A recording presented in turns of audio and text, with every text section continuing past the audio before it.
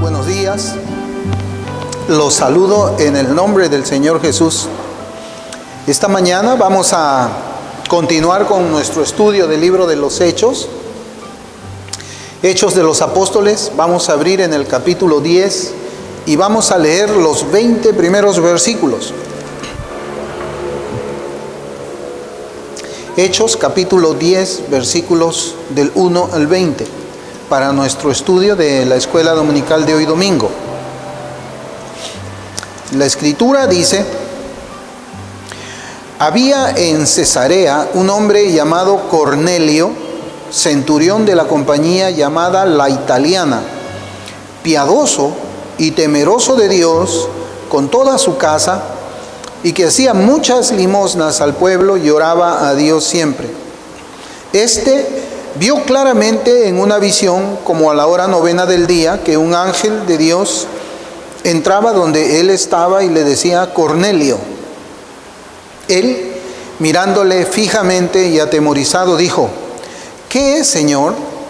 Y le dijo: tus oraciones y tus limosnas han subido para memoria delante de Dios.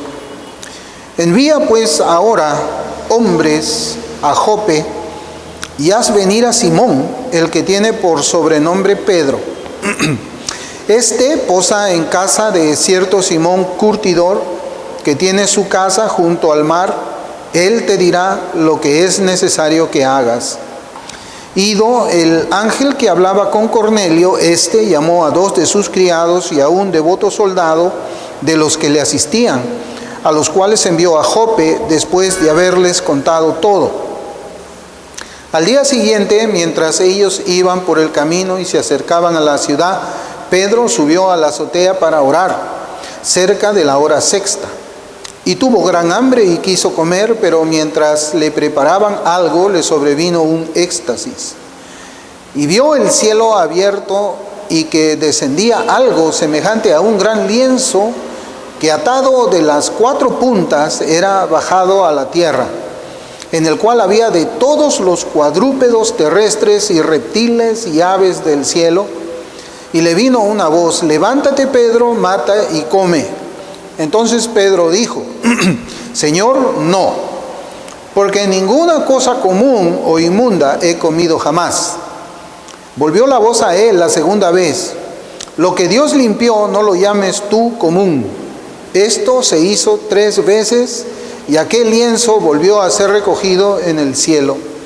Y mientras Pedro estaba perplejo dentro de sí sobre lo que significaría la visión que había visto, he aquí los hombres que habían sido enviados por Cornelio, los cuales, preguntando por la casa de Simón, llegaron a la puerta.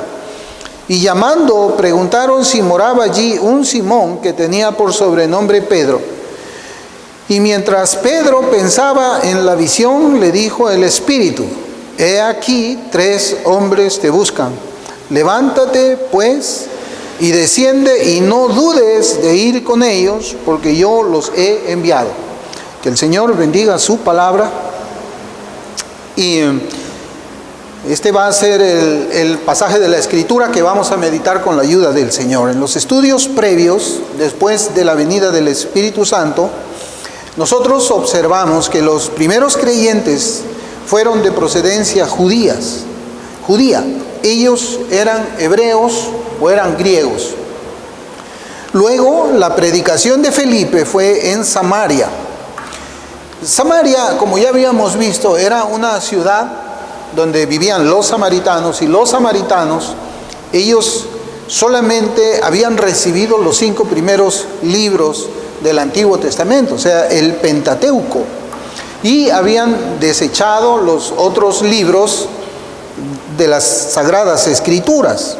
Entonces podríamos decir que ellos eran medio judíos. No eran gentiles, pero tampoco eran judíos. Entonces podemos decir tal vez que eran medio judíos, porque ellos todavía leían los 5 primeros libros, el Pentateuco, y ellos procuraban aplicar la enseñanza de Dios a sus vidas de esos primeros 5 libros. En el relato que hemos leído, observamos ahora que se inician las acciones divinas para que los gentiles sean alcanzados por la gracia de Dios por medio de la predicación del Evangelio. Y en esta lectura de la Biblia tenemos como protagonista al apóstol Pedro, un hermano en la fe que había crecido en tradiciones judías. Esto es algo que tenemos que considerar nosotros. Pedro era judío de nacimiento. Posiblemente el momento en que el Señor le salva a él tendría unos 30 años más o menos. Podemos hacer ese número, podemos tener en nuestra mente. Y él había pues crecido dentro de lo que eran las tradiciones judías y la ley de Moisés. Él había guardado también la forma externa de los mandamientos de Dios, no solamente el Pentateuco como los samaritanos, sino que su crianza así había sido bajo los 39 libros de las Escrituras del Antiguo Testamento. Por lo tanto, él era un hombre que entendía que la palabra de Dios enseñaba, primeramente, que el pueblo de Israel y él tenía que separarse de otras naciones a las cuales los judíos llamaban como gentiles o paganos. Cuando nosotros leemos el Antiguo Testamento, encontramos allí la doctrina de la separación de Israel como pueblo y la separación de Israel por cada individuo judío que estaba allí. O sea, Pedro tenía que separarse de los gentiles, y eso podemos verlo nosotros, como le digo, en toda la escritura del Antiguo Testamento, desde Génesis hasta Malaquías. Luego de su conversión, el apóstol Pedro y los otros apóstoles seguramente continuaban todavía guardando la letra de la ley de Moisés en muchos aspectos de su vida. Podemos creer que ellos todavía guardaban la ley de Moisés en cuanto a la vestimenta, porque en Deuteronomio 22:11 dice: no vestirás ropa de lana y lino juntamente.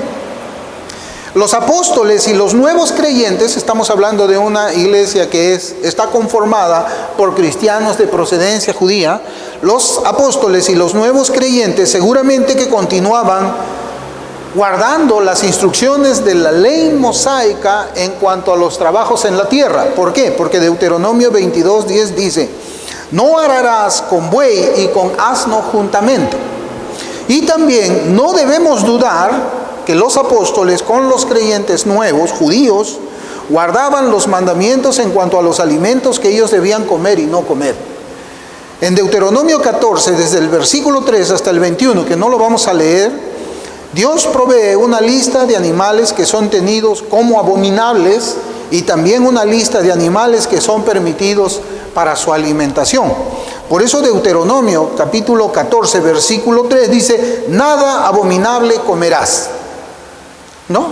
Eso era lo que hacían los judíos. Tenían muchas reglas que los distinguía como una nación distinta a las naciones gentiles o paganas. Ellos tenían normas para vestirse, ellos tenían normas para trabajar la tierra y ellos tenían también normas en cuanto a su alimentación. Y es lo que estamos viendo en el relato que hemos leído esta mañana en el capítulo 10 de Hechos. Es exactamente lo mismo, porque encontramos que Pedro le dice al Señor que ninguna cosa común o inmunda ha comido jamás. Y aquí tenemos que entender de que esa norma de los alimentos que debía comer y no comer Pedro, todavía la estaba guardando mientras él era creyente. O sea, la iglesia donde Pedro era el líder, el pastor, y donde estaban los 12, y donde estaban los 2000, y después los 5000, y todos los demás que estaban adicionándose a la iglesia, ellos guardaban algunas tradiciones judías. Por eso, si nosotros hubiésemos entrado tal vez a esa iglesia, nosotros gentiles hubiésemos visto que ellos no usaban hilos distintos cuando se vestían. Posiblemente había una uniformidad en cuanto a la vestimenta. Y si hubiésemos ido a ver a un creyente trabajar la tierra, hubiésemos notado que él no usaba un buey con un asno para arar la tierra.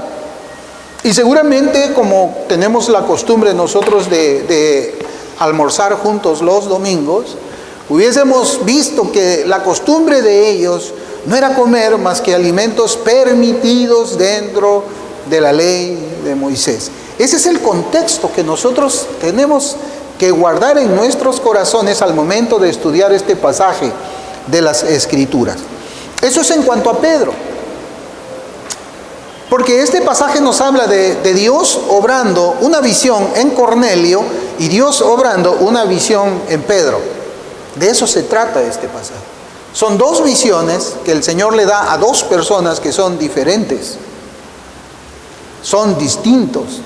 Vienen de una procedencia completamente distinta. Han sido criados de una manera distinta. Sus costumbres son distintas. Su idioma es distinto. Su manera de pensar es distinta. Su tradición es distinta. Son hombres completamente diferentes. Entonces, por otro lado, nosotros vemos ahora a Cornelio. La Biblia nos habla de Cornelio, un centurión. Un centurión era un comandante del ejército romano que tenía a cargo 100 hombres. Y se consideraba a ese pelotón de 100 hombres como una unidad militar pequeña. O sea, Cornelio no era un general, un comandante que estaba dirigiendo un ejército muy grande. Era una compañía de 100 soldados solamente. Pero lo que debemos decir de este hombre gentil es precisamente lo opuesto que hemos estado hablando acerca de Pedro. Cornelio no guardaba ninguno de los mandamientos de la ley civil de los judíos. Cornelio no guardaba el mandamiento en cuanto a su manera de vestirse. Cornelio no guardaba tampoco el mandamiento en cuanto a su alimentación. Es algo tremendo. Es un hombre completamente opuesto, completamente diferente. Ni siquiera es algo como, es un antónimo de lo que era Pedro. Y el centurión romano, este hombre, Cornelio, era un incircunciso ante los ojos de cualquier judío. Cornelio era un hombre pagano, un hombre que había vivido sin la ley del Señor, como nosotros hemos vivido también sin la ley del Señor, salvo que hayamos crecido en un hogar evangélico, donde desde la más temprana edad se nos enseñó la Escritura, fuimos a la iglesia desde pequeños, ¿verdad? O sea, desde bebés comenzamos a entender qué cosa era la iglesia.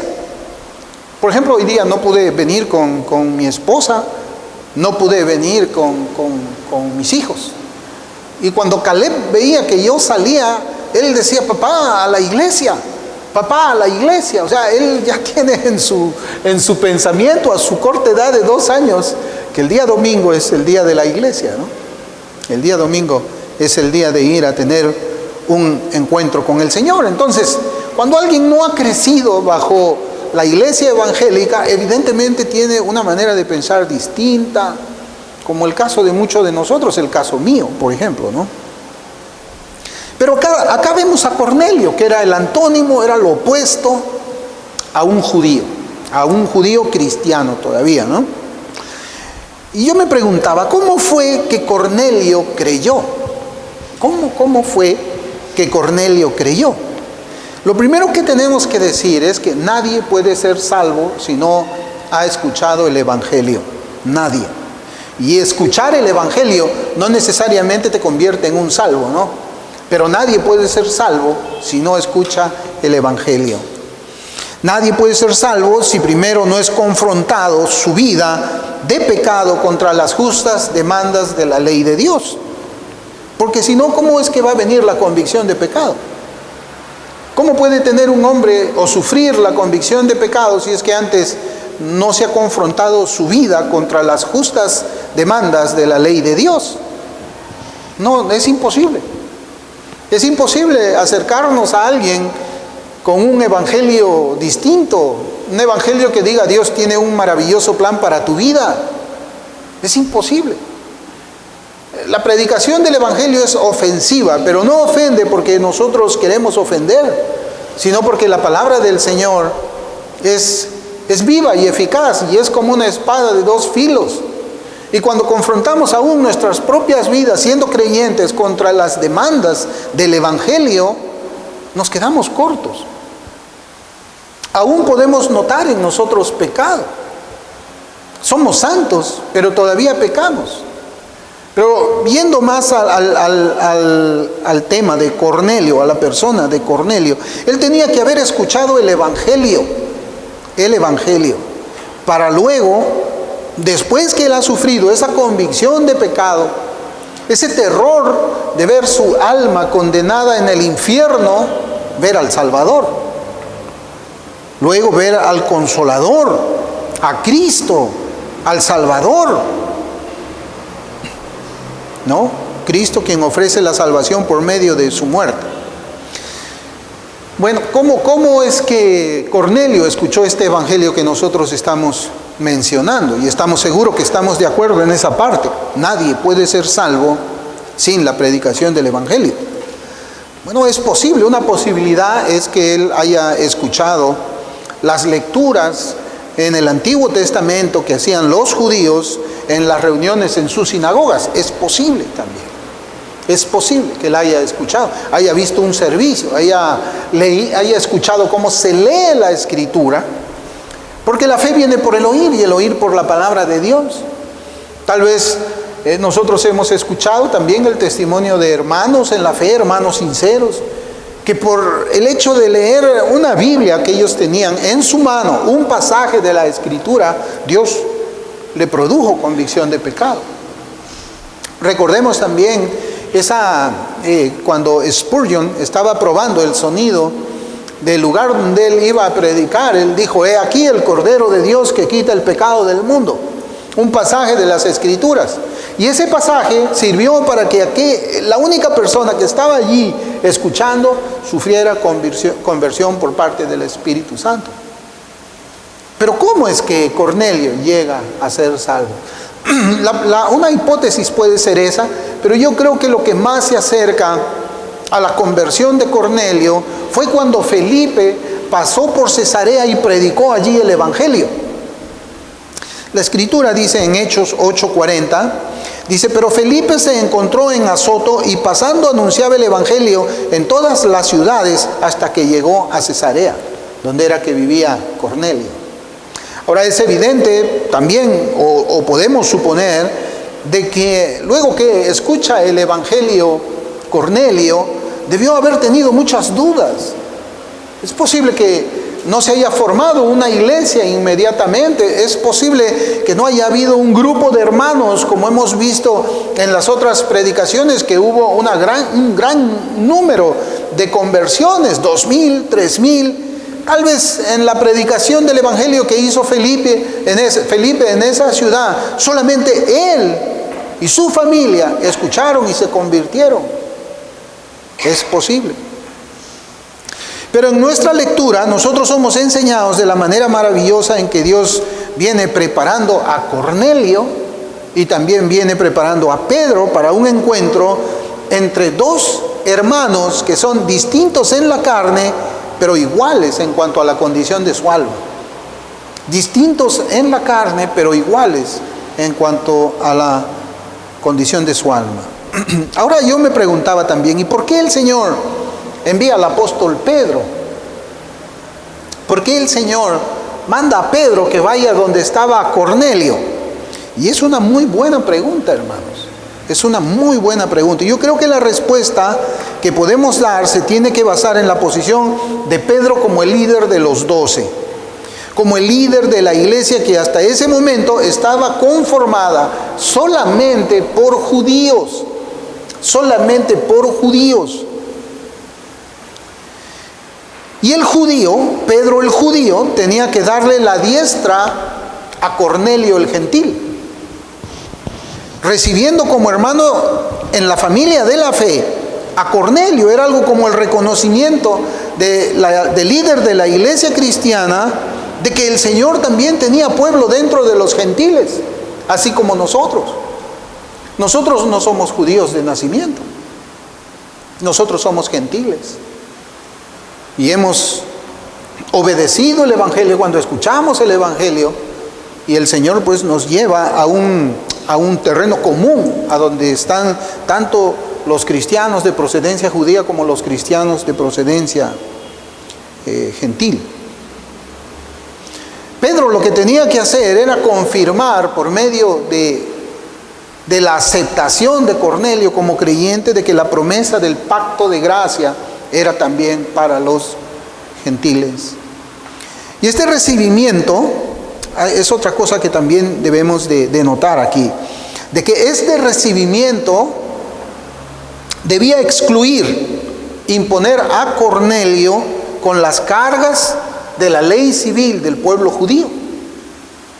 Porque, hermanos, nosotros ya hemos visto en Romanos 14, ¿no?, cómo es que el apóstol Pablo habla acerca de, no había una unidad muy cercana entre los cristianos judíos y los cristianos gentiles. Había siempre ese problema de lo que se tenía que comer y lo que no se tenía que comer. Porque el cristiano de procedencia gentil, él come de todo. Él comía de todo. Le ponían un conejo, se comía el conejo. Pero un judío no comía conejo, porque comer conejo estaba prohibido por la ley de Moisés. Era un problema. Y ese recibimiento que ahora tenía que hacer la iglesia judía, o Pedro como representante o líder de la iglesia judía, debía de hacerse sin imponerle las cargas de la ley mosaica a Cornelio. ¿Y cuántas veces nosotros también quizás hemos visto que se pretende no imponer cargas?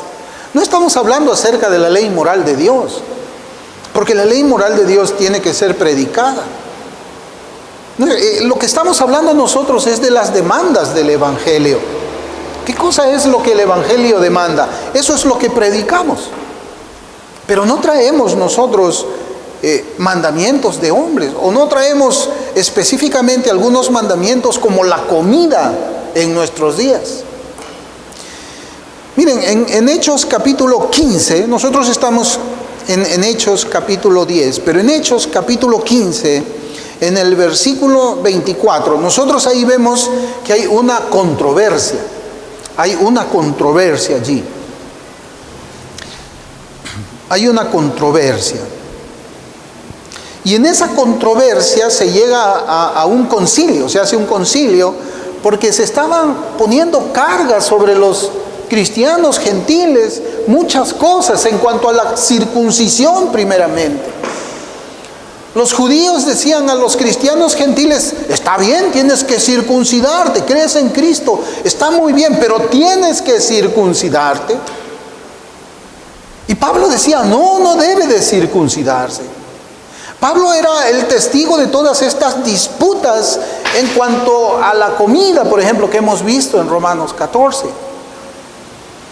Lo que nosotros vemos acá en Hechos 15:24 es precisamente un concilio donde se enseña de que al creyente no se le debe de poner las cargas de la ley civil mosaica. Hechos 15:24 dice: por cuanto hemos oído que algunos que han salido de nosotros, a los cuales no dimos orden, os han inquietado con palabras, perturbando vuestras almas, mandando circuncidaros y guardar la ley.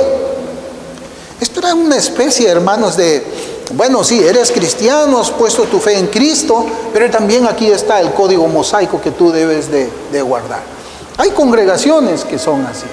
Evidentemente que existen principios morales que deben de ser perpetuos hasta que el Señor venga, pero hay otros principios que solamente se les había dado al pueblo israelita, al pueblo judío como nación judía, y estos tuvieron una duración hasta que en el año 70 fue destruida esa ciudad, ese pueblo, ¿no? Sin lugar a dudas, hermanos, Cornelio, por su trabajo como militar en la ciudad de Cesarea, había escuchado la predicación del Evangelio por Felipe. Es lo que yo creo que ha sido así. La fe viene por el oír y el oír por la palabra de Dios, dice Romanos 10:17. Y esta palabra había revelado a él mismo acerca del estado de la miseria del alma sin Cristo, así como revela también el glorioso y bondadoso Salvador de las almas. El Señor había comenzado la regeneración en este centurión, quien necesitaba más de la palabra para obtener la seguridad de esa salvación. Algo que nosotros habíamos estudiado antes era precisamente lo que es o se conocía en el tiempo de los puritanos como la regeneración alargada, ¿no? A veces hemos sido influenciados también, y pueden haber casos, tenemos que reconocer, en que la salvación es algo así como un café instantáneo. Uno predica el evangelio y ya automáticamente se convirtió, y si no se convirtió, entonces es porque pues no es un escogido. Pero en el caso de Bunyan no fue así, de John Bunyan. Y en el caso de Cornelio nosotros creemos que también, como lo explica Louis Berkhof en su teología sistemática, creemos que el Señor obró en Cornelio la regeneración alargada.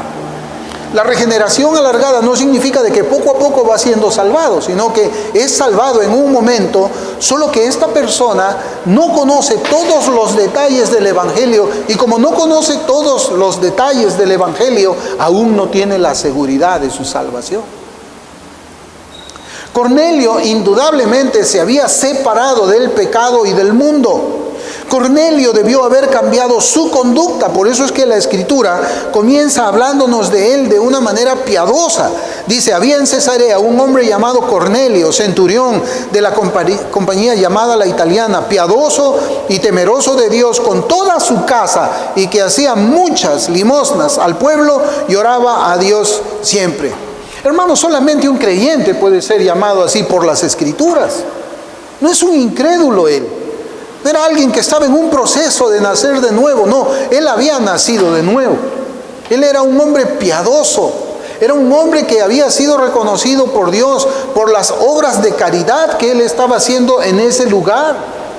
Era un hombre que oraba, como nosotros estamos viendo. Ese era Cornelio.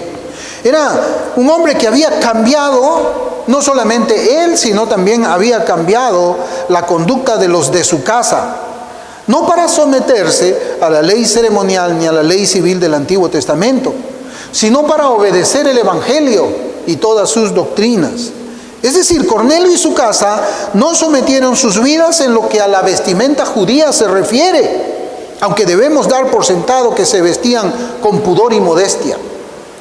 Cornelio y su casa tampoco cambiaron sus hábitos alimenticios según la dieta judía, aunque debemos descartar que ellos practicaban la gula y la glotonería en su manera de vivir. Ellos eran creyentes, aunque no tenían absolutamente nada de las costumbres judías que todavía mantenía la iglesia que estaba en Jerusalén y donde Pedro era el líder. Era un creyente diferente, pero era creyente.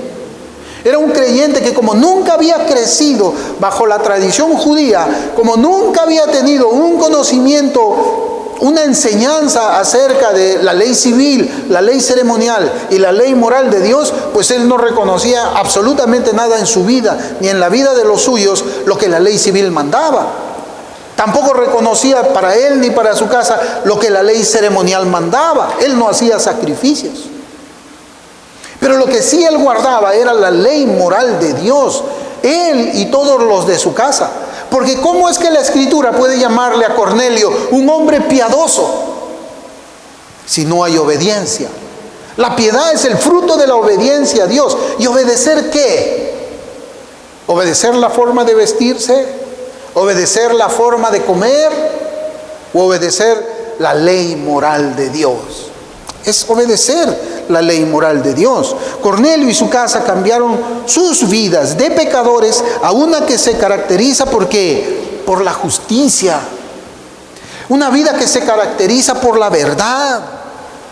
Una vida que se caracteriza por la integridad que fluye de un corazón regenerado.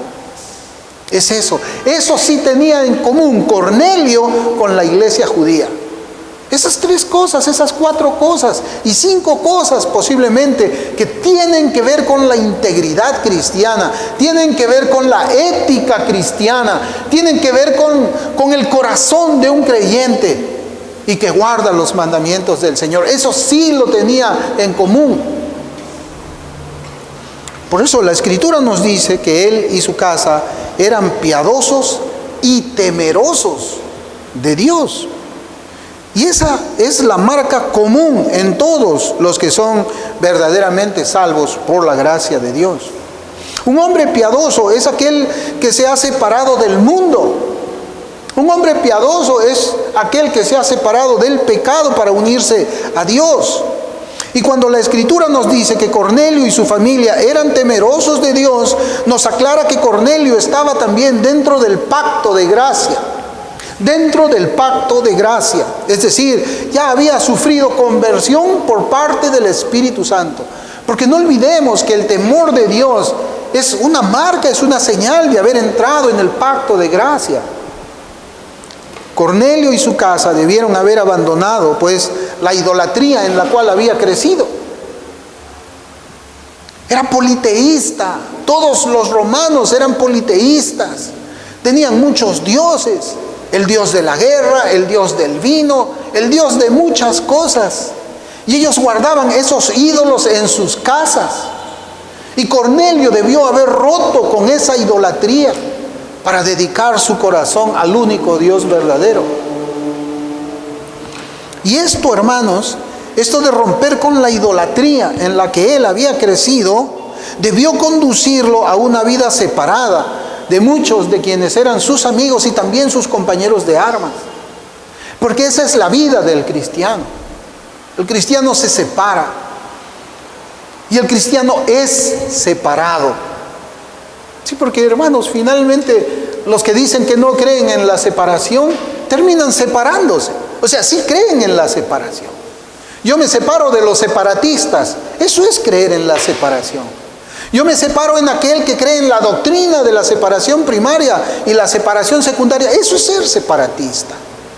Eso es ser separatista. A las finales todos los que están dentro de la fe cristiana, aún todos los profesantes, practican la doctrina de la separación. Lo triste es que a veces se terminan separando por motivos quizás como los que vemos aquí en la vida de Cornelio. Sus amigos se separan de Cornelio porque Cornelio ya no participaba de la idolatría hacia la deidad romana. Y muchos también se separan de muchos cristianos o de pocos cristianos quienes no están dispuestos a idolatrar a pastores famosos que andan desviándose y desviando a los hermanos de la fe verdadera del Evangelio. Como no sigue al pastor, entonces yo me separo de él. Como no apoya a este pastor, yo me separo de él. Son separatistas. Son separatistas.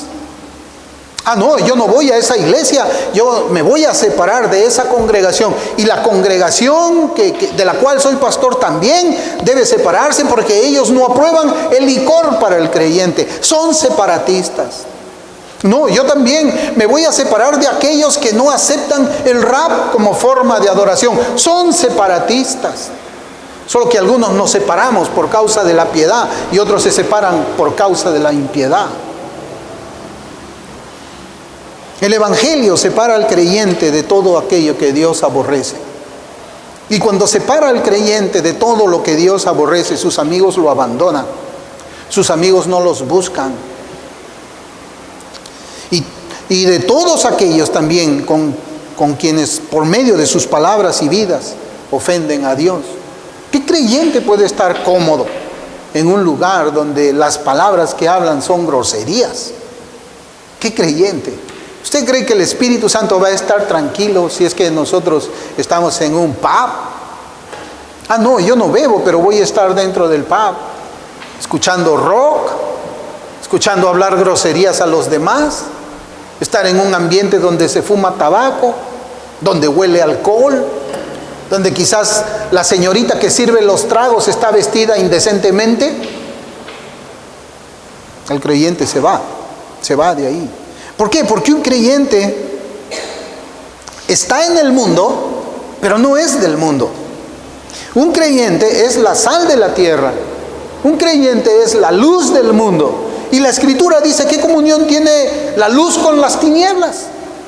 Si un creyente es luz, ¿cómo puede tener comunión, confraternidad, amistad con aquel que anda en tinieblas? Y es que a veces nosotros, más allá de pensar bíblicamente, pensamos con nuestros sentimientos. Y creemos que nuestros sentimientos no nos engañan. Creemos que nuestro corazón nos dice la verdad, en lugar de ir a la palabra del Señor y obedecerla.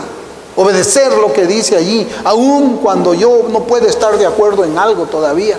O cuando para mí sea difícil obedecer el mandamiento. Pero la palabra de Dios es autoritativa y estamos para obedecerla. Cornelio y su casa, hermanos, son el retrato del poder del Evangelio en la vida del hombre.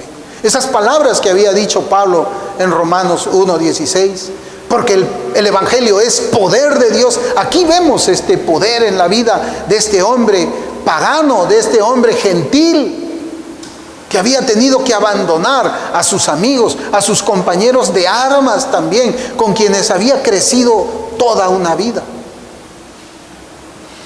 La Escritura dice que Cornelio estaba orando cuando él recibe una visión de Dios, lo cual nos enseña que él imitaba a los judíos en cuanto a la hora en que debía orar a Dios, y eso es algo tremendo. Eso sí se imitaba, y seguramente se postraba en la presencia de Dios por largos periodos de tiempo. Ese era el creyente Cornelio. Y Cornelio le pregunta al ángel de la visión: ¿qué es, Señor? ¿Qué es, Señor? Y esto es una expresión de sorpresa, pero también de sumisión. Y esa actitud nos presenta a nosotros la prontitud del cristiano para obedecer la voz de Dios. Para obedecer la voz de Dios. Las palabras del ángel son traducidas por la versión Kadosh de una manera distinta a la que nosotros estamos leyendo en el texto de Reina Valera 60. El ángel en la versión Reina Valera 60 dice: y le dijo, tus oraciones y tus limosnas han subido para memoria delante de Dios. Y mire cómo es que la versión Kadosh lo dice: tus oraciones y tus obras de caridad han llegado a lo alto, a la presencia de Yahweh, de modo que Él te tiene en su pensamiento. De modo que Él te tiene en su pensamiento. Y estas palabras nos enseñan que Dios ve todo lo que nosotros hacemos. Todo lo que nosotros hacemos. Dios escucha todas las palabras que salen de nuestras bocas. Todo lo que nosotros hacemos, todo lo que nosotros pensamos, todo lo que nosotros decimos sube a la presencia de Dios y están allí para memoria de Dios. Nuestras caridades son vistas por Dios, así también como nuestras maldades, si es que las hacemos. Todo sube para memoria del Señor, es decir, el Señor lo tiene presente en su recuerdo, no lo olvida. Claro, y alguien va a decir, pero ¿cómo es que el Señor no lo olvida? ¿Quiere decir este predicador que Dios está contando mis pecados delante en su memoria? Él está contando mis pecados. Bueno, Él va a contar los pecados que no son arrepentidos. No. Él va a contar los pecados de los cuales nosotros no nos arrepentimos. Eso va a quedar en la memoria del Señor cuando pecamos y no nos arrepentimos. ¿O alguien cree que por ser cristianos tenemos la libertad de pecar y no pasa nada? ¿O podemos pecar y no arrepentirnos? Eso solamente hace un corazón incrédulo. El Espíritu Santo siempre conduce a un cristiano, primero con una convicción de pecado, le muestra su pecado. Así como David enseña en el Salmo 51, mi pecado está siempre delante de mí. Mi pecado está siempre delante de mí. ¿Y cómo se quita ese pecado que está delante de uno? Por medio del arrepentimiento, para el perdón de ese pecado. Por eso es que la vida cristiana es una vida de constante arrepentimiento, arrepentimiento, arrepentimiento, porque todavía pecamos. No pecamos como los que no tienen Dios, pero pecamos. Dejar de orar es pecado. ¿Cómo puede estar alguien tranquilo cuando no ora a Dios? No lo sé. Dejar de hacer lo bueno es pecado. A veces Dios abre oportunidades para que nosotros prediquemos el Evangelio y no lo hacemos. Eso es pecado también. Y ese pecado está delante de la vista de un creyente. Delante de la vista de un creyente. Nosotros vemos en esta entrevista que tiene Cornelio con el ángel, debemos verlo como una prueba. Una prueba que Dios trae a Cornelio, primero para que busque a un desconocido, alguien que él no sabía quién era. ¿Para qué? Para que le enseñe lo que debe hacer. Una vez que el ángel se fue, Cornelio cumplió la orden dada por el Señor de una manera inmediata. ¿Y cuántas veces el Señor ha mandado a nuestras vidas, hermanos, de quienes nosotros podemos aprender? Claro, pero no estamos hablando de aprender una cosa académica. Aprender la palabra del Señor. Un pastor que te abre la Escritura y te predica el mensaje de Dios con la interpretación dada por el Espíritu Santo. Y lo rechazamos. A veces el orgullo es muy grande. Decimos, ¿qué me van a enseñar? Yo me he leído Berkov 4 veces. ¿Qué me va a enseñar a mí este? Claro, pero en Berkov no te va a enseñar nada que tiene que ver con la vida moral, la vida práctica, la ética cristiana, la integridad de vida. Porque si alguien cree que la iglesia es para enseñar Berkov, se ha equivocado. Se ha equivocado. Si alguien cree que el púlpito es para enseñar todas esas cosas que leemos ahí, se ha equivocado. Se ha equivocado. Una iglesia es un hospital de almas. Es un hospital de almas. Y es la predicación de la palabra de Dios la que va a ir conformando la vida a la imagen de Cristo. A la imagen de Cristo. Sí, se puede enseñar teología, si es que alguien puede después confrontar la doctrina contra la vida de un cristiano. Se puede enseñar que Dios es omnisciente. Pero ¿cómo aplicas tú la omnisciencia de Dios a tu vida? La tienes grabada aquí en tu cabeza, pero caminas como si Dios no fuera omnisciente. Pecas como si Dios no fuera omnisciente. Hablas maldad como si Dios no fuera omnisciente. Como si Dios no estuviese presente en el espacio en que tú te encuentras cometiendo pecados e injusticias. ¿De qué te sirve entonces conocer que Dios es omnisciente si no lo vives? Si no lo tienes en tu corazón. Si no entiendes espiritualmente que siempre estamos delante de la presencia de Dios. Solamente un incrédulo lo hace. Solamente un incrédulo. Porque piensa que Dios está muerto. Pero alguien que sabe que Cristo vive y que es el mismo ayer, hoy y siempre, sabe que está delante de la presencia de Dios en todo momento y guarda su boca, guarda sus ojos, guarda su pensamiento, guarda sus manos, guarda sus pies. Ahora pues alguien le iba a enseñar lo que tenía que hacer Cornelio, y era Pedro. Ahora el versículo 9 trata de una visión que Pedro iba a recibir. Y fue precisamente, mire cómo dice el texto, a la hora en que Pedro subió a la azotea a orar. O sea, Cornelio recibe la visión de Dios. Dios se revela a Cornelio cuando Cornelio estaba ¿qué? A la hora de la oración. Y Pedro cuando va a orar recibe también la revelación de Dios. Y es que la oración, ¿saben qué, hermanos? Es intimidad con Dios. Y Dios revela su voluntad espiritualmente a los que tienen intimidad con Él. Claro, a veces no, dicen, bueno, yo oro, sí, pero ¿cuánto tiempo oras? Ah, no, eso hay que dejarlo al criterio de cada uno. Hermanos, ¿qué te puede enseñar Dios en 5 minutos? Que estás arrodillado. Claro, alguien dice, no, ya oré, 3 minutos ya oré.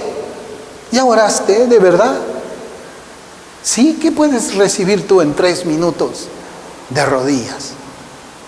¿O acaso no hemos entendido, no sabemos que orar muchas veces, la gran mayoría de veces, son espacios en silencio. Son espacios en silencio. La oración no es palabrería y llenarlo a Dios de Señor, sí, y enseñarle hasta teología a Dios, o enseñarle la Biblia a Dios. Es conversar con Dios. A Dios no le vas a enseñar teología, ¿no? ¿O sí? A Dios no le vas a enseñar la Biblia, ¿no? Sí, podemos recordarle las promesas que están allí. Señor, tu palabra dice que no hay justo desamparado ni su simiente que mendigue pan. Yo creo en tu promesa, Señor, ayúdame. O cuando estamos pidiendo dirección a Dios en una cosa, Señor, dame dirección, ya está, me paro y ya está. Y te va a dar la dirección así mientras caminas, mientras estás en el autobús. O te va a dar la dirección mientras estás en silencio, postrado delante de su presencia. Eso es orar. Por eso es que aquí en la Escritura nosotros vemos que Dios se revela al momento de la oración a Cornelio y a Pedro también. A Pedro también. ¿Y cómo está, hermanos, nuestra vida de oración? ¿Cómo está? La visión para Pedro tenía el propósito de preparar su corazón para que escuche a quienes lo iban a buscar de parte de Cornelio. Usted fíjese, ese era el propósito. Pedro no lo entendía, Pedro estaba perplejo, pero después la Escritura nos enseña que era para eso. El Señor le estaba dando esa visión para eso, porque ya le había dado una visión a Cornelio, porque ya estaban unos hombres caminos a Jope a buscar a Pedro, y Pedro tenía que recibir una visión para obedecer, escuchar a quienes les estaba enviando Dios para que le hablen. ¿Y cómo se asegura Dios todo eso, verdad? Cuando uno busca la dirección de Dios para su vida, cuando uno busca la dirección de Dios para la iglesia, Dios se revela cuando se busca sinceramente y de todo corazón. Y de todo corazón. ¿Cuántas veces hemos ayunado y orado para tomar decisiones en nuestras vidas? ¿O alguien cree que Dios ya no te da dirección para tu vida? Claro, no te va a dar dirección en cuanto si te vas a poner zapatos color café o color negro, o te vas a poner una corbata azul o una corbata amarilla. Eso no le vas a pedir a Dios. Pero en cuanto, por ejemplo, a decisiones que son fundamentales, principales en tu vida cristiana, como padre, como madre, como esposo, como esposa, buscas la dirección de Dios en oración para eso, para tu iglesia. ¿Alguna vez se pone en ayuno y en oración cuando hay un problema que la iglesia tiene que ver? Tristemente no. A veces nosotros somos más sabios que Dios. No, que vas a abrir la Biblia, ahí yo lo sé todo. Vamos nomás, sentémonos, ten cerrada la Biblia y yo te voy a decir qué cosa es lo que tenemos que hacer. La Escritura nos dice que Pedro tuvo mucha hambre y quiso comer. Y esa, hermanos, fue la circunstancia que Dios usó para tratar con el apóstol Pedro y revelar su voluntad en cuanto a la salvación de los gentiles. Claro, porque baja un lienzo con toda clase de animales. Ahí habían animales prohibidos para la dieta judía y habían animales que eran permitidos para la dieta judía. Y esa visión es la que Dios está usando con Pedro. Es tremenda la sabiduría del Señor. Es tremendo. O sea, Pedro tenía hambre y el Señor sabía que Pedro tenía hambre y Él manda una visión relacionada con comida, con alimento, para aplicarlo al plano espiritual. Es tremendo. Dios verdaderamente es grande. El lienzo con toda clase de animales, hermanos, representa la humanidad completa. La humanidad completa, porque dice, por cuanto todos pecaron, todos están destituidos de la gloria de Dios, Romanos 3:23. Hemos acusado a judíos y a gentiles que todos están bajo pecado, Romanos 3:9. Y las 4 puntas del lienzo representan los 4 puntos cardinales: norte, sur, este y oeste. Es decir, hay incrédulos, hay pecadores por todos lados. Miles de millones de personas que caminan sin Dios por el mundo. Eso es lo que representa ese lienzo. Y cuando el Señor le dice a Pedro, mata y come, le está diciendo dos cosas. Dos cosas. Primero, que la ley civil en cuanto a los alimentos había sido abrogada. Y segundo, que el pueblo de Dios estaba conformado por algunos judíos y por algunos gentiles. Esas son las dos cosas. Es algo tremendo, hermanos. Y ahora veamos un momento la respuesta del apóstol Pedro. Él era creyente, pero todavía era impetuoso. Pedro todavía necesitaba cambiar más. Su ímpetu no había sido quitado del todo. ¿Cómo es que vemos que le responde? O sea, él sabía que era Dios quien le hablaba. Y Dios le dice, Pedro, mata y come. ¿Qué haríamos nosotros? ¿Obedecer o cuestionar? Cuando Dios nos dice en su escritura mandamientos, ¿qué hacemos? ¿Obedecemos o cuestionamos? ¿O queremos enseñarle o corregir a Dios? ¿Qué es lo que hace Pedro? ¿Qué hacemos nosotros? Miren cómo es que Pedro dice. Cuando el Señor le dice, Pedro, mata y come, entonces Pedro le dijo, Señor, no, Señor. Pedro, mata y come. No. Es lo que le dijo, ¿no? Es lo que Pedro dice. Y esto nos hace recordar cuando Pedro también reprendió al Señor, ¿no? Esa era la característica de Pedro, ¿no? Todavía no era dócil él.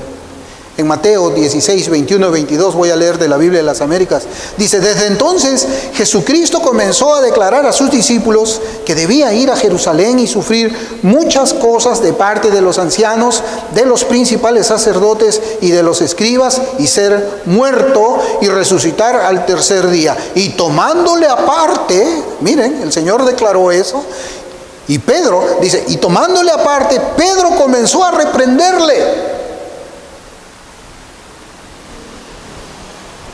diciendo, no lo permita Dios, Señor, eso nunca te acontecerá. O sea, Pedro quería impedir que Cristo vaya a la cruz, pero él agarra y lo reprende y le dice, no lo permita, igual como vemos aquí, solo que esta vez le dice, Señor, no voy a obedecerte, no. ¿Por qué? Porque ninguna cosa común o inmunda he comido jamás. Ninguna cosa común, ¿no? Y a veces cuando cuestionamos la palabra del Señor, nos va mal. Cuando tratamos de buscar tres pies al gato, nos va mal. Cuando queremos hacer una interpretación terrenal de las cosas celestiales para salirnos con la nuestra, nos va mal. Y le va mal a la congregación también. La Biblia es fácil de leer. Es fácil de entender el mandamiento. No hay que darle vueltas ni nada de eso. La enseñanza para Pedro y para nosotros es que Cristo tiene pueblo entre los judíos y entre los gentiles. Y además nos enseña que la entrada al reino no se hace por la puerta del cumplimiento de las leyes judías, sino por la puerta de la gracia. Eso es lo que nos enseña a nosotros la Escritura. ¿Y cuántas congregaciones a veces hemos llegado a escuchar que ponen mandamientos de hombres a los hermanos? Claro, ya no te dice que te circuncides, ¿no? Pero a la mujer le dice, no te puedes cortar el cabello. ¿Y dónde sale eso? O a la mujer le dice, no puedes hacerte maquillaje. ¿Y dónde dice que la mujer? Es cierto que tiene que hacerlo con modestia, con decoro. Pero ¿dónde dice eso en la Biblia? No puedes pintarte el cabello. ¿Dónde dice que no puedes pintarte el cabello? ¿Dónde? Y generalmente todos esos mandamientos son contra la mujer. ¿Usted se da cuenta? Contra la mujer. Bueno, aunque cierta vez escuché también un nuevo mandamiento que habían puesto en una denominación, que dicen de que los varones tenían que usar la corbata las 24 horas del día. Si tenías que ir a comprar el pan en la mañana, a la corbata. Sí. Tenías que, no sé, sacar la basura con tu corbata. Tenías que ir al mercado para comprar leche, corbata, no te olvides. Y eso era ley en esa congregación. Pues yo no sé cómo caminarán, ¿no? Porque es fácil ponerse una corbata todos los días. Pedro no podía llamar impuro aquello que descendía del cielo. Él veía que ese lienzo estaba descendiendo del cielo y Pedro le dice impuro. Pero luego que el apóstol entiende el significado de la visión, él mismo dice más adelante, miren, de este pasaje que hemos leído, vamos a saltarnos a Hechos 15, versículos del 7 al 9 voy a leer. Porque el Señor le dice, volvió la voz a él la segunda vez, lo que Dios limpió, no lo llames tú común. Cuando entiende la visión, Pedro habla más adelante, ya en Hechos 15, dice, y después de mucha discusión, Pedro se levantó y les dijo, varones hermanos, vosotros sabéis cómo ya hace algún tiempo que Dios escogió que los gentiles oyesen por mi boca la palabra del Evangelio y creyesen. Y Dios, que conoce los corazones, les dio testimonio, dándoles el Espíritu Santo, lo mismo que a nosotros, y ninguna diferencia hizo entre nosotros y ellos, purificando la fe, por la fe, sus corazones. Aquí está hablando de Cornelio. Aquí está hablando de ese momento que vamos a leer la próxima semana. Pero esto tiene que ver aquí, cuando Dios le dice, lo que Dios limpió, no lo llames tú común, está hablando del corazón. Está hablando del corazón del que fue pecador y ahora es creyente. Dice, y ellos purificando por la fe sus corazones. Hermanos, aquí hay una palabra que debe ser tenida en consideración en nuestros corazones también y en nuestra mente. Y es que la fe purifica. Porque la Escritura dice, purificando por la fe sus corazones. Cornelio tenía fe, él había creído en Dios y esa fe había purificado su corazón. Por eso es que el Señor le dice a Pedro, no llames tú inmundo lo que Dios ha purificado, lo que Dios ha limpiado. La fe limpia. La fe limpia, no solamente al inicio de la vida cristiana, porque si la fe acompaña al creyente todos los días de su vida, entonces esa limpieza es todos los días también en la vida de un cristiano verdadero. Todos los días. Hasta que lleguemos a la gloria, ¿no?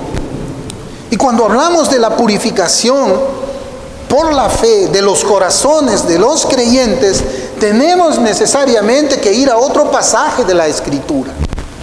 Porque el Señor ya lo dijo, no llames impuro lo que Dios ha limpiado, porque común, bueno, otras versiones, si lo lee usted en inglés y en otras versiones, va a decir lo que Dios purificó, no lo llames tú impuro. Habla de pureza por la fe. Y yo les digo de que nosotros tenemos que ir también a otro pasaje de las Escrituras que está en el Antiguo Testamento y que habla de la pureza de corazón que ha sido limpiada por la fe. Salmo 24, versículos del 1 al 5. De Jehová es la tierra y su plenitud, el mundo y los que en él habitan, porque él la fundó sobre los mares y la afirmó sobre los ríos. Mire el versículo 3. ¿Quién subirá al monte de Jehová? ¿Y quién entrará en su lugar santo? El limpio de manos, ¿y qué? Y puro de corazón. El que no ha elevado su alma a cosas vanas, ni jurado con engaño. Él recibirá bendición de Jehová y justicia del Dios de salvación. El que tiene su corazón puro es el que tiene entrada al reino. El que tiene su corazón puro es el que está en el pacto de gracia. El que tiene fe genuina tiene un corazón puro, y un corazón puro hace que emanen palabras puras, acciones puras, vidas puras. ¿O alguien puede creer que puede haber palabras profanas cuando hay un corazón puro? ¿No dice que de la abundancia del corazón habla la boca? ¿O acaso puede haber engaño en la boca de alguien que tiene un corazón puro? No, porque el Salmo dice que no. Dice el que no ha jurado con engaño, porque el corazón puro hace que tu vida sea pura en todos los rincones y en todos los aspectos. Seas judío o seas gentil, seas rico o seas pobre, seas analfabeto o seas un gran doctor. Si tu corazón es puro, tienes pureza de vida. Eres un hombre, así como la Escritura llama a Cornelio, piadoso y temeroso de Dios, porque tu corazón a eso te conduce, a la santidad, la pureza de vida. Albert Barnes, y ya para terminar, él comenta de la siguiente manera, hablando de la pureza de corazón. Dice, no solamente aquel cuya conducta externa es recta, sino cuyo corazón es puro. Y acá esa es la diferencia. Acá dice, no es que la conducta externa sea recta. Acá no estamos hablando de conducta externa. Estamos hablando de pureza de corazón. Aquí se declara, dice Barnes, el gran principio que entra siempre en la religión verdadera, que no consiste en la conformidad externa con la ley, ni en la mera realización de ritos y ceremonias, ni en la moralidad externa, sino en aquella religión que controla el corazón y produce motivos y pensamientos puros. Motivos y pensamientos puros. Cornelio era un creyente, tan igual como Pedro. Pedro tenía su corazón puro, Cornelio tenía su corazón puro. Las acciones de Pedro eran puras, las de Cornelio también eran puras, porque el Señor había purificado sus corazones, les había salvado, les había dado vida espiritual, había implantado dentro de ellos esa simiente de justicia, de integridad, de ética, de rectitud que todo creyente debe de tener. Hermanos, siempre nosotros debemos de pensar en esto. ¿Cómo es nuestro corazón? Un creyente nunca puede decir hagamos males, hagamos pecado para hacer bienes, para hacer que Dios sea levantado. ¿Cómo puede ser Dios elevado, exaltado, cuando nosotros usamos las herramientas del diablo, las palabras del diablo, los pensamientos del diablo? No, nuestras acciones deben ser puras porque tenemos un corazón puro. Nuestro corazón nunca nos va a poder dejar a nosotros que estemos viviendo una vida doble, una vida doble. Ser cristianos acá es bien fácil. Pero ser cristiano en toda tu vida, en tu trabajo, en tu universidad, en tu casa, es allí, hermanos, donde es probada la conversión de un profesante. Vamos a orar.